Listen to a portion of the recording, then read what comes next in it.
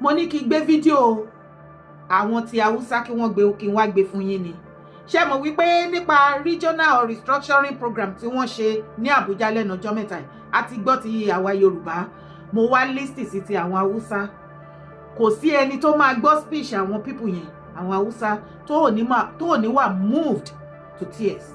Oh my God. Ọ̀pọ̀lọpọ̀ wa la ti ń gbọ́ láìmọye ìgbà ipe bí àwọn Fulani Caliphate bí wọ́n ṣe kọ́ńkà àwọn Haúsá o ò tí ì gbọ́ nǹkan kan. Mo ní o ò tí ì gbọ́ nǹkan kan until tó o bá wo fídíò yìí. Jesus Christ, ọmọ kóòtù ajíire Yorùbá, ẹ jẹ́ akọ́gbọ́n látara wọn o. Ẹ jẹ́ akọ́gbọ́n látara wọn. Bóyá Fulani ti fẹ́ wa lọ́kọ àbí wọ́n ti fẹ́ wa láya, èyíkéyìí tó bá wù kó jẹ́ bẹ́ẹ̀. Ọmọ kóòtù ajíire Yorùbá tí a bá ti kùnà láti lẹ́n látara speech àwọn Haúsá concerning Fulani torí àwọn Haúsá ti jí báyìí wọ́n dẹ̀ finish àwọn Fulani Caliphate. Mo wá kí ìwọ àti èmi kú oríire wà lóríire kí ni wípé ó ṣojú ẹ̀mí ìwọ àti èmi the end of Fulani Caliphate nínú Nàìjíríà. O tí ì rí wípé àwọn Fulani Caliphate ti wà nílẹ̀ pẹ̀pẹ̀ wọ́n ti bálẹ̀ dọ́gba ṣùgbọ́n kí àlàyé mi kó lè yé dáadáa ó ní láti tẹ̀lé mi kó farabalẹ̀ kó wá lísì sí àwọn Haúsá speech. Our region is facing challenges.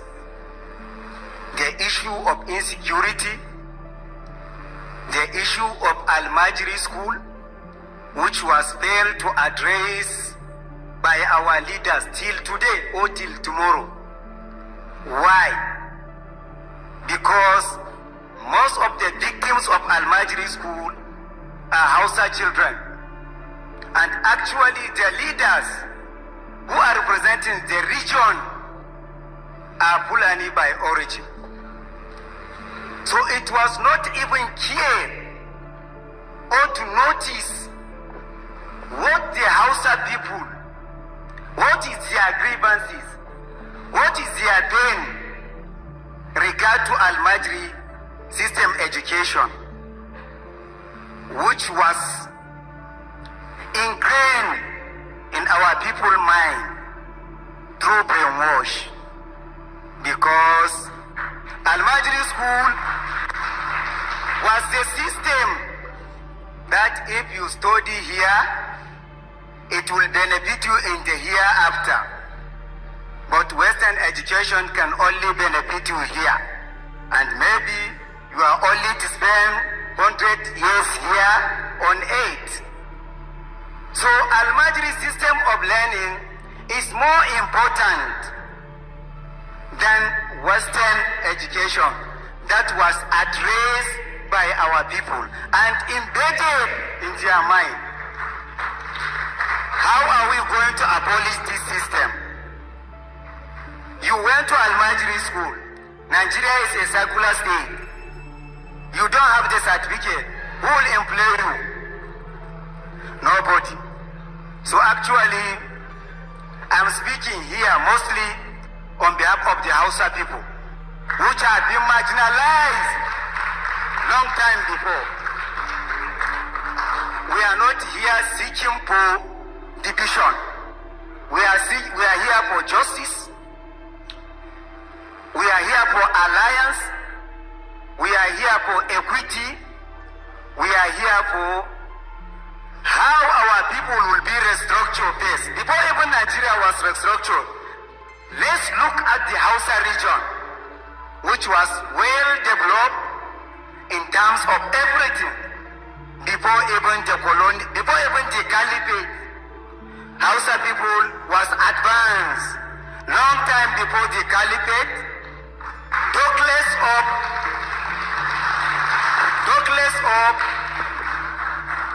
Douglas of the Caliphate, which come just yesterday. The history of Hausa people, Hausa rulers are more than 1,000 years. From Kano, from Gobir, from Zazzau, Jigawa, there are so many Hausa kings which was not longer be had. Their history is almost being erased. We need support of Nigerians of that because we are here for justice. Hausa people need the attention of all Nigerians because I'm not even start to discuss about the insecurity that is ravaging the region, advancing to the southwest. Kwara State is affected. Oyo State recently, Ogomosho is affected. There are some students that has been kidnapped for almost 40 days. And most of the perpetrators of this evil are Fulanis. They are not foreigners. Nobody will tell us they are foreigners. No, they are Fulanis. No, they are Fulanis. We need to address this. The Hausa people are silent because many of them attended Al-Majri school, which has been embedded in their mind, as I speak earlier before, that Al-Majri education is what will support them in here and the hereafter. How can Al-Majri system will support you in here and hereafter while you are begging on the street? How? Can somebody explain this thing to me? It was embedded in our people's mind through brainwash long time before. So we are here to cry on behalf of the entire Hausa people who have been marginalized for a long time. Their cry has not been heard because most of the leaders that are governing them are not Hausa by tribe. So we are calling for unity. We believe in unity.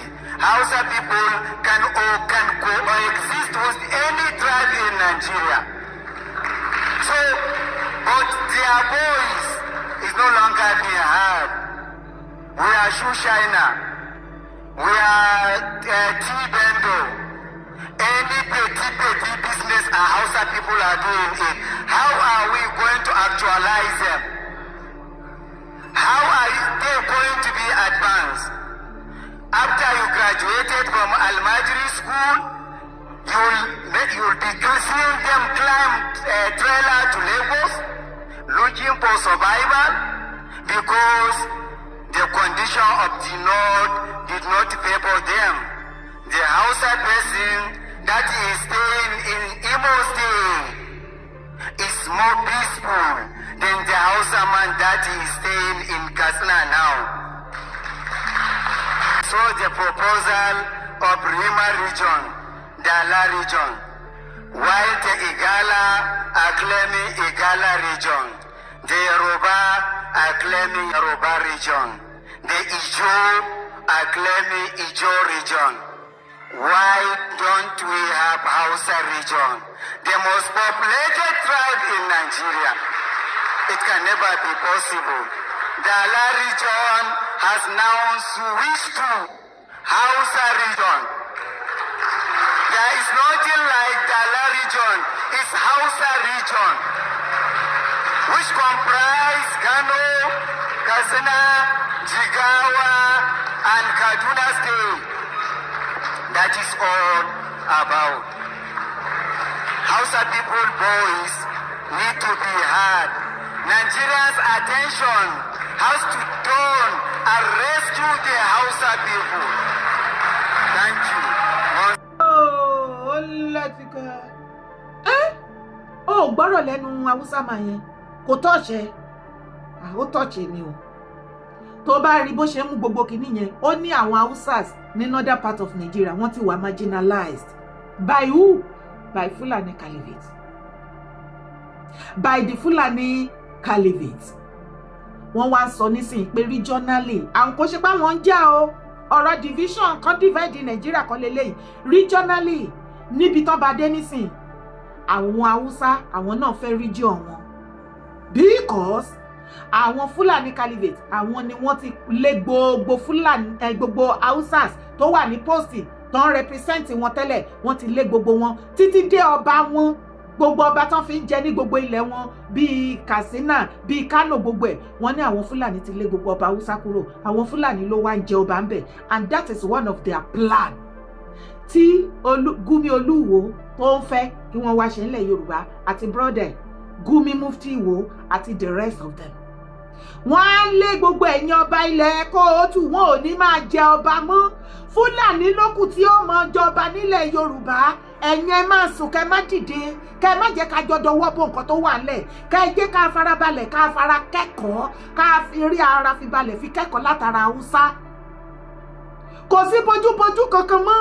A jẹ́ ti mọ gbogbo àwọn tí wọ́n fẹ́ gbé machineries tó ń gbéṣẹ́ lé lọ́wọ́ tí àwọn Fulani Caliphate tí wọ́n ti ń kówó fún láti lè ṣe kíni, láti lè penetrate kí ògiri wa kó lè lanu báyìí, kí wọ́n lè penetrate wọlé just the same way bó ṣe kọ́ńkà àwọn Haúsá. But inú tèmi dùn, ayọ̀ mi kún wípé ní àsìkò yìí àwọn Haúsá ti ṣe kíni, wọ́n ti jí, wọn ò sùn mọ́. You see, wọ́n rawọ́ ẹ̀bẹ̀ sí gbogbo àwọn ọmọ Nàìjíríà to come to their aid and support them. Ẹ jẹ́ a dúpẹ́ lọ́wọ́ Bàbá Tinubu that gave them that opportunity láti discover ara wọn, that gave them that voice back. Ta ni head of state tó really care nípa gbogbo eléyìí? Ẹ jẹ́ a dúpẹ́ lọ́wọ́ gbogbo àwa tá dìde tán tá ń speak on behalf of Nigeria and Nigeria situation, especially tá ń speak on behalf of nǹkan tó ń ṣẹlẹ̀ tó dẹ̀ ń bọ̀ ní ilẹ̀ kóòtù àjíire Yorùbá tí ojú ṣe tì wọ́n. Ó sì jókòó kó wẹnu ilẹ̀ kó wẹnu ọkọ́. Mo kí ẹ kú oríire torí mo kíra mi kú oríire. Oríire kí ni? Wípé lójú ẹ̀mí ìwọ àtèmi a rí the end of Fulani Caliphate nínú Nàìjíríà. Ni mo ṣe ń sọ fún wa wípé Bàbá Tinubu ò lè máa fèsì wọn. Ẹ rò pé iṣẹ́ kékeré ni bàbá yẹn ń ṣe. Ṣé rí Fulani lásán tí Bàbá Tinubu fèsì ló fi win ní àti tèmi o? Ọlọ́run. Torí in the history of wípé wọ́n jẹ́ head of state or president nínú Nàìjíríà, bá mi dárúkọ president náà tó dúró tó bí ti Bàbá Tinubu mú àwọn Fulani Caliphate tí ó ṣe wípé wọ́n máa ń gbọ̀n níwájú wọn ni.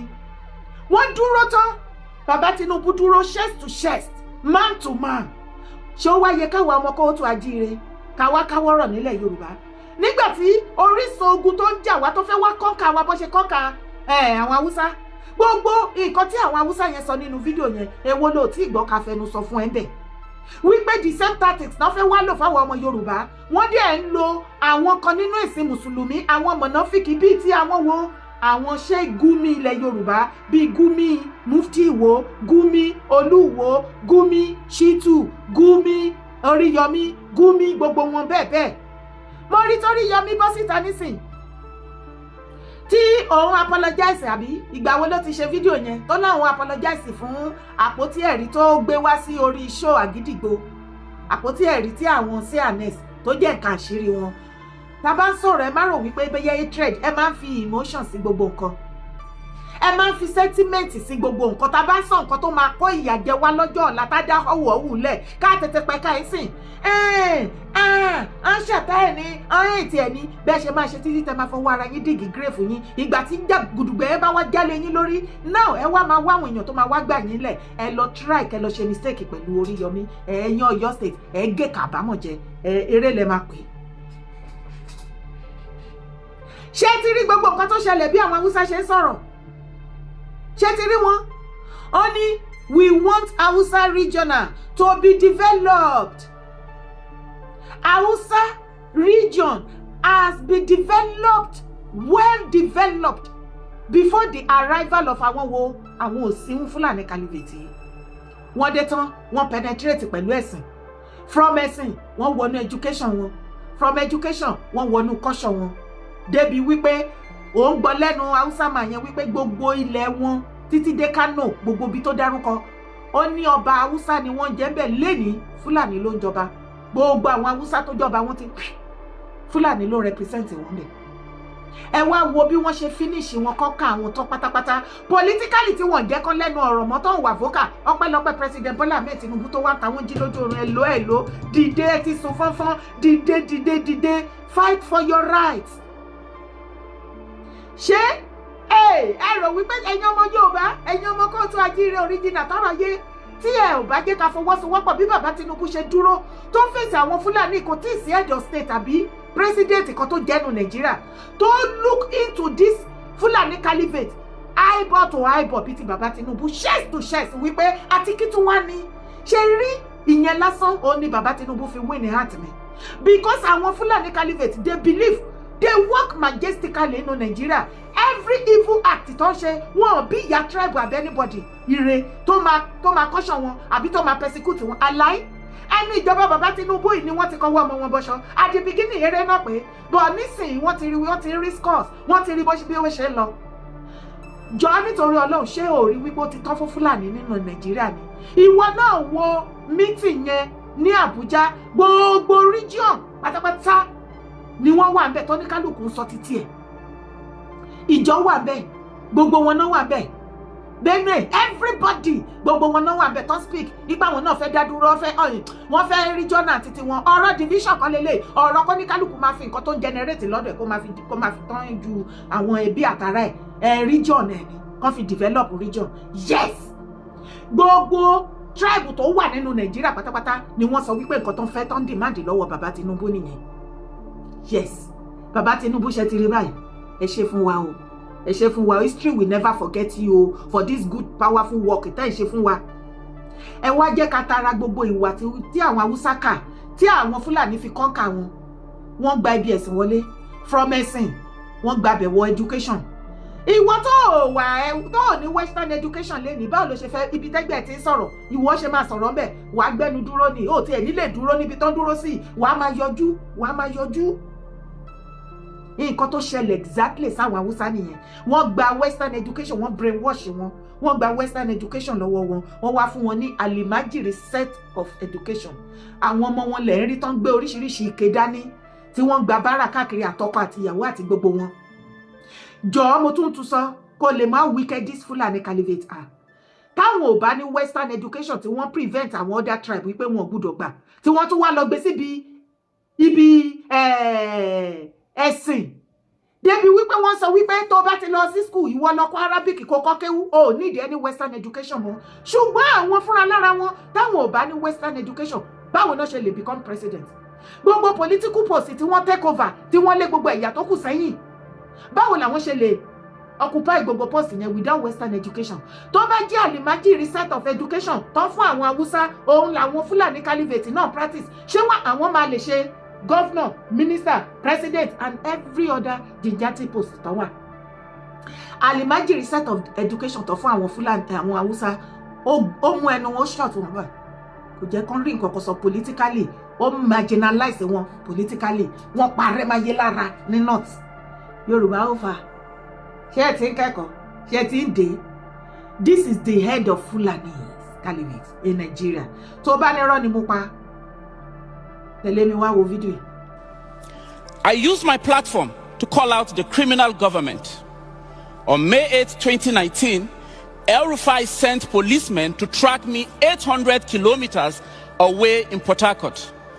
I was abducted, driven back 13 hours, held for 2 days without food or water, then dumped in a horrible ancient prison for 162 days. I witnessed 4 inmates die of disease while I was there. The unsanitary conditions made me ill. The inmates helped me recover. People from different communities and religions getting along. It reminded me of my childhood. I didn't find terrorists in prison. Besides some criminals, it was full of ordinary people. I met 23 young people, including 7 minors, barely in secondary school, thrown in jail simply for patrolling on night watch to keep their communities safe. My spirit was initially broken. Then one day, my hope was renewed. Waiting for me were 9 women from a village that had been attacked in southern Kaduna. These women who had lost so much pooled money they barely had just to travel to a prison to thank me for calling attention to their plight. In that moment, I realized that my liberty was a small price to pay, and I resolved that this was a cause I am willing to die for.